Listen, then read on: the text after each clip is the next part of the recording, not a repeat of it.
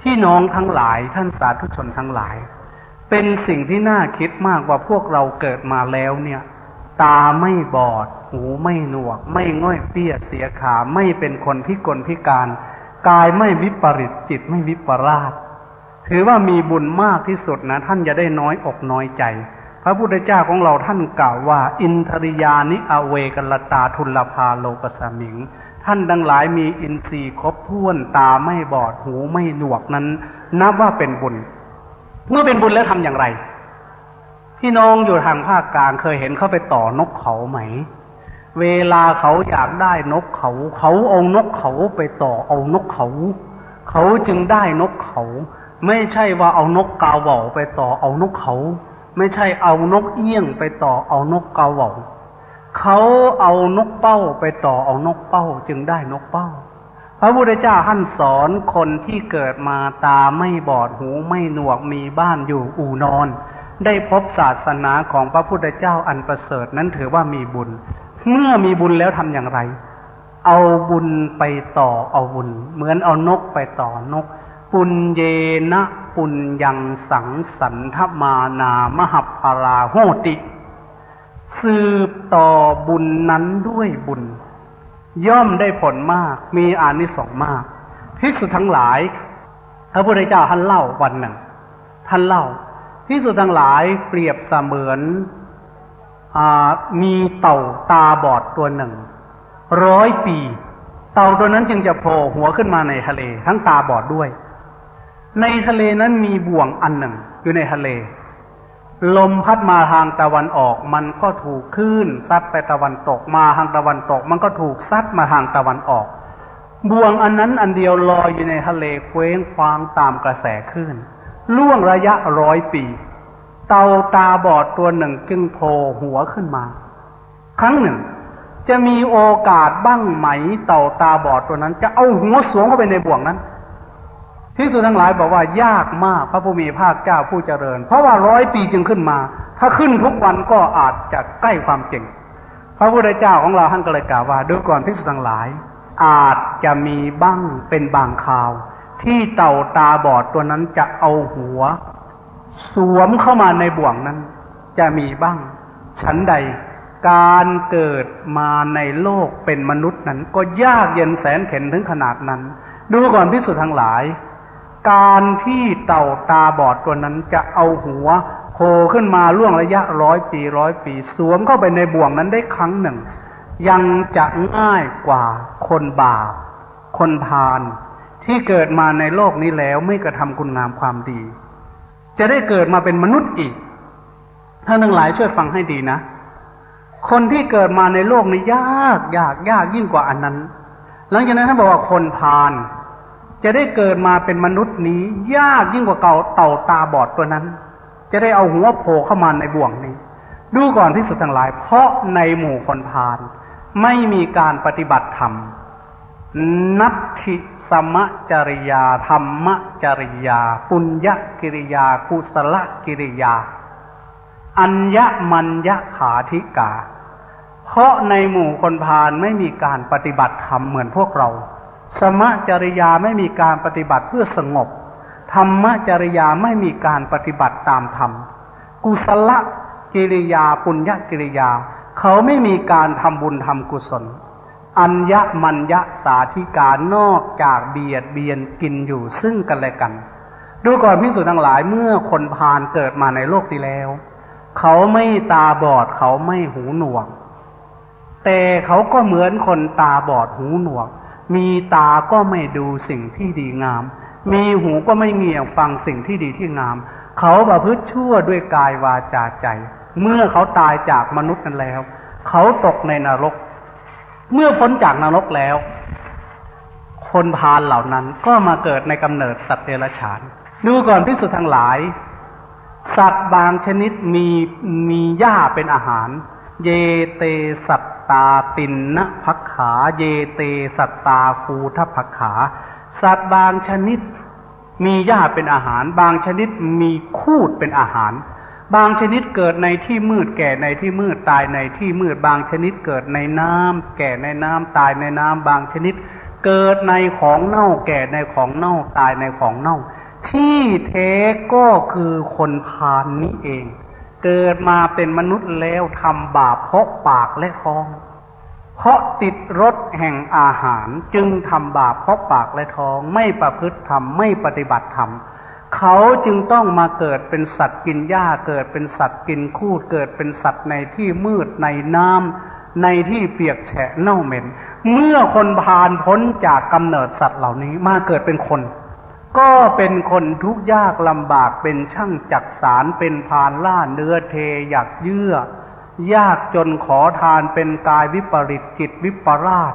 หรือมีร่างกายสมบูรณ์ก็มีผิวพรรณหน้าเกลียดหน้าชังอาภัพคับแค้นฝืดเคืองข้าวน้ำโภชนะอาหารคนพาลเหล่านี้เมื่อเขาเกิดมาเป็นคนจนเขาก็วนไปสู่กรรมลามกอีกปาเปนะปาปังสังสันทมานาเขาก็เอาบาปเก่านี้ไปต่อเอาบาปใหม่เรียกว่าเอาบาปต่อบาปส่วนบัณฑิตนั้นเกิดมาแล้วนอกจากพ้นจากสวรรค์บุญเขาเหลือน้อยมาเกิดเป็นมนุษย์ตาไม่บอดหูไม่หนวกหลังจากนั้นเขามีพออยู่พอกินเขาเป็นผู้ประพฤติธรรมเป็นผู้ปฏิบัติธรรมด้วยกายวาจาใจปุญเยนะปุญญังสังสันทมานาสืบต่อบุญด้วยบุญเขาเอาบุญเก่ามาต่อเอาบุญใหม่ย่อมได้บุญมากได้กุศลมากพวกเรามีบุญเก่าแล้วเอาบุญเก่ามาต่อเอาบุญใหม่คนบาปคนยากคนจนแล้วก็ยิ่งเวียนไปสู่กรรมอันบาปอาตมาสังเกตพระพุทธเจ้าท่านเข้าใจพูดถ้าโยมยังคล่องใจอยู่สักนิดหนึ่ง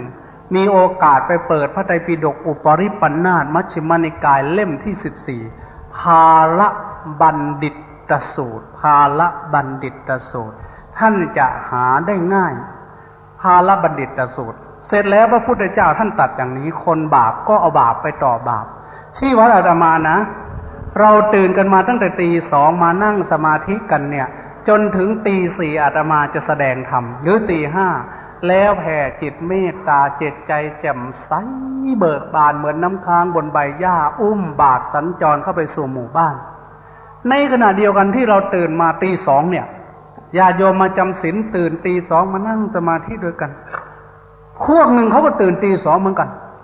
เอาโคมติดหน้าผากส่องไฟถือฉมวกยาว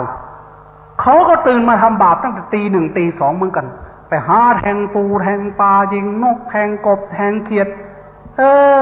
อาตมาว่าพวกนี้เอาบุญมาต่อบุญแต่พวกนั้นเอาบาปไปต่อบาปพระพุทธเจ้าว่าเขาเกิดมาเป็นมนุษย์ก็ฝืดเคืองหากินลำบากหายากขาดแคลนข้าวน้ำโภชนะอาหารยานพาหนะเมื่อเป็นคนจนแล้วก็วนมาสู่กรรมอันลามกด้วยการเอาบาปมาต่อบาปดูก่อนภิกษุทั้งหลายฟังให้ดีโยมทั้งหลายเวลาเราเหลืออีก2 นาทีถ้าท่านทั้งหลายอยากสะเดาะเคราะห์แต่ก่อนท่านทั้งหลายคงจะเคยคิดว่าตนเองเป็นเคราะห์จะสะเดาะเคราะห์เปิดสูตรนี้แหละที่บอกว่านี้สูตรสะเดาะเคราะห์ล่ะพระพุทธเจ้าท่านกล่าวว่าดูก่อนภิกษุทั้งหลายคนพาลนั้นเกิดมาแล้วยากจนเหมือนนักการพนันพ่ายแพ้เสียการพนันเสียทรัพย์สมบัติหมดข้าวหมดของหมดเงินหมดทองเสียลูกเสียเมียหมดเนื้อหมดตัวนั้นเป็นข่าวเคราะห์ร้ายของนักเล่นการพนันดูก่อนภิกษุทั้งหลายการที่นักเล่นการพนันเคราะห์ร้ายหมดลูกหมดเมียเสียลูกเสียเมียเสียข้าวของเงินทองหมดบ้านหมดเรือนหมดไร่หมดนานั่นยังเป็นเคราะห์น้อยแท้จริงท่านว่าอย่างนี้เคราะห์อันใหญ่หลวงแท้จริงเคราะห์อันใหญ่หลวงท่านว่าอย่างนี้อัตถโคอายะเมวะมหันตโรกาลิกโหโสภาโลกายทุจริตตังวาจายะมานาซาทุจริตตังกริตวาแท้ที่จริงเคราะห์ร้ายอันใหญ่หลวงนั้นคือความที่คนโง่คนพาลทั้งหลายคิดผิดพูดผิดทำผิดได้ทำชั่วด้วยกายด้วยวาจาด้วยใจเขาจึงต้องเวียนไปสู่กรรมอันลามกนั้นเป็นเคราะห์อันยิ่งใหญ่กว่าเคราะห์ทั้งหลายถ้าท่านทั้งหลายต้องการจะสะเดาะเคราะห์ ท่านจงสะเดาะความคิดชั่วการกระทำชั่วฆ่าสัตว์ตัดชีวิตลักเล็กขโมยน้อยนอกอกนอกใจสามีภรรยาคำพูดคำจาที่เป็นโทษการเสพการดื่มเครื่องดองของเมาสิ่งเหล่านี้พระพุทธเจ้าว่านั่นแหละเป็นยอดแห่งเคราะห์อันยิ่งใหญ่มหันตโรกลิกขโหโสภาเลเป็นเคราะห์อันใหญ่หลวงที่สุดในบรรดาเคราะห์ทั้งหลายถ้าอยากสะเดาะเคราะห์ไม่ต้องเสียเงินเสียทองมาให้พระสงฆ์องค์เจ้าเสกเป่าสะเดาะให้สักบาทนะสะเดาะเคราะห์ตามที่พระพุทธเจ้าท่านสอนไว้เป็นอันว่าวันนี้คงไม่ได้ละเอียดเจาะลงไปทุกขั้นตอนแห่งโสตปัตติยังคธรรม4:40 นาทีก็สมบูรณ์ได้ผ่านมา1 นาทีแล้วอาตมาเห็นที่จะต้องยุติการกล่าวธรรมิกถาลงเพียงเท่านี้รัตนัตยานุภาเวนะอนุภาพแห่งพระรัตนตรัยรัตนัตยาเตสะสะด้วยเดชแห่งพระรัตนตรัยกตปุญญานุภาเวนะด้วยอนุภาพแห่งบุญญาบารมีคุณงามความดีที่ท่านทั้งหลายได้เก็บเล็กผสมน้อยร้อยรัดเป็นพุ่มเป็นพวงมาแห่งอริยไยธรรมด้วยการกระทำการพูดการคิดอันดีงามถูกต้องมาจากอดีตจนถึงปัจจุบันและจะทำต่อไปจงเป็นภาระวะปัจจัยเอื้ออำนวยหนุนส่งท่านทั้งหลายให้ประสบแต่ความสุขความเจริญหายเคราะห์หายโศกหายโรคหายภัยเจริญด้วยทรัพย์ยศไมตรีจิตมิตรภาพความรักอันอบอุ่นในครอบครัวในสังคมในสายงานสุดท้ายไซพระธรรมอันประเสริฐของพระศาสดาศรัทธาศีลจาคะปัญญาจงยั่งรากฝังลึกสู่ก้นบึงแห่งหัวใจพี่น้องทั้งหลายอย่างง่อนแง่นคลอนแคลนมีแต่จิตใจอันสะอาดสว่างสงบ